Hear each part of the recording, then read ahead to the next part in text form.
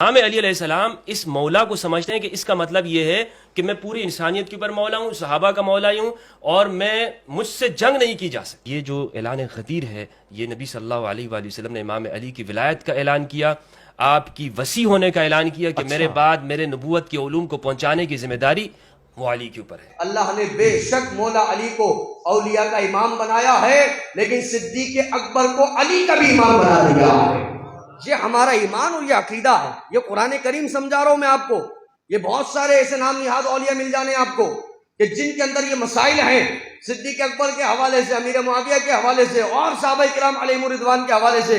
تو ایسا ہمیں ولی نہیں چاہیے حضور والا کہ جو ہمارے عقیدے کے اندر چھیڑ چھاڑ کرتا ہے۔ ہمارا عقیدہ وہی عقیدہ ہے کہ اللہ نے دنیا کے اندر انبیاء اور مصطفیٰ کے بعد اگر کسی کو سب سے افضل بنایا ہے تو کوئی اور نہیں بلکہ صدیق اکبر رضی اللہ تعالیٰ عنہ ہے۔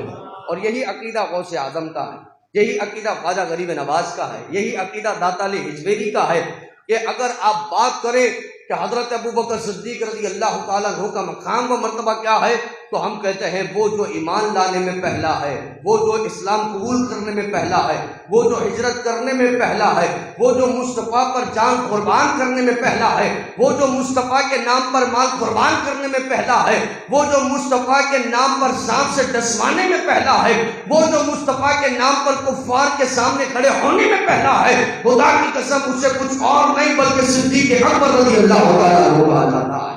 تو میں کہا میرا عزیز دوستو، یہ ولی کی نشانی اللہ بیان کر رہا ہے۔ عقیدے میں مضبوط ہوگا اللہ کا ولی، عقیدے میں چھیڑ چھاڑ کرے گا، عقیدے اس کو سمجھ نہیں آتے، الٹے سیدھے عقیدے بیان کرے گا، کتنا ہی نورانی ہو، ہمیں اس کے نور سے کوئی لینا دینا نہیں حضور والا، یاد رکھیے گا۔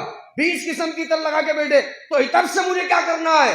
اور میں کہا میں تو اس سے ولی مانتا ہوں جو سچا صحابہ کا بھی غلام ہے اور اہل بیت کا بھی غلام ہے، میں اس سے ولی مانتا ہوں۔ اس بات کو سمجھیے، یہ بڑی اہمیت والی بات کر رہا ہوں کہ جہاں پر یہ مسائل بہت چل رہے ہیں ہمارے یہاں کہ ہر کوئی اپنے آپ کو ولی کہے اور آپ جا کے فوراً ہاتھ چومنا شروع کریں۔ بھائی مولانا کے عقیدے چیک کریں، آپ ان کے عقیدے چیک کریں، عقیدے کیا، امیر معاویہ کو لے کے عقیدہ کیا ہے، صحابی مانتا کہ نہیں؟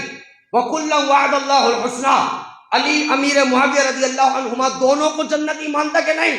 کہیں بھی آ کے اختلاف کرتا ہے، ہاتھ چھوڑوائیے اس سے، کہا ایسے بندے کے ہاتھ میں ہمیں ہاتھ نہیں دینا ہے، ہم تو ایسے کے ہاتھ میں ہاتھ دیں گے جن کے دل صدیق اکبر کی محبت میں بھی دھڑکتا ہے، مولا علی کی محبت کے اندر بھی دھڑکتا ہے۔ ایسے کو ولی ماننا ہے اور اسی کے ہاتھ میں ہاتھ دینا ہے۔ الحمدللہ ثم الحمدللہ، ہم بڑا تجربہ کیے۔ میں ایک جگہ کہا کہ وہ جو نماز کی حالت کے اندر حضور کی پیٹھ کے اوپر بیٹھ جائے اسے حسین کہا جاتا ہے رضی اللہ عنہ۔ کیا کہا جاتا ہے؟ حسین رضی اللہ تعالیٰ عنہ۔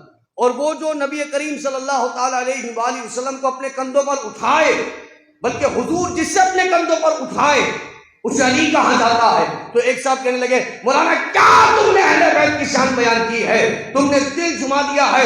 میں کہا حضور والا میری بات مکمل ہونے کے بعد اگر تم مجھے داد دیتا ہے تو میں سمجھ جاؤں گا کہ تیرے عقیدے بڑے درست ہیں۔ میں یہ کہہ رہا ہوں کہ جو نبی کی پیٹھ پر سواری کرے اسے حسین کہا جاتا ہے، نبی جس کو اپنے کندھوں پر اٹھائے اسے علی کہا جاتا ہے، اور جو خود نبی کو اپنے کندھوں پر اٹھا لے اسے صدیق اکبر رضی اللہ عنہ کہا جاتا ہے۔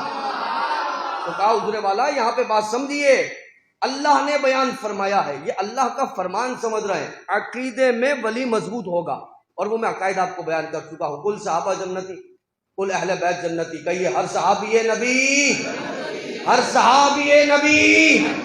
ولی کا عقیدہ یہاں کے کمزور نہیں ہوتا، اگر ہو جائے پھر ولی نہیں ہے، پھر اس کا اللہ سے دوستی سے کوئی تعلق نہیں ہے، ابھی شیطان سے دوست ہے، وہ اللہ سے کوئی دوستی نہیں ہے اس کی، اللہ کی اسی سے دوستی ہے جو رسول اللہ کو بھی مانتا ہے، حضور کے کل صحابہ کو بھی مانتا ہے، اور کل اہل بیت اطہار کو بھی مانتا ہے۔ اب اللہ نے فرمایا دوسری نشانی کیا؟ متقی پرہیزگار ہوگا۔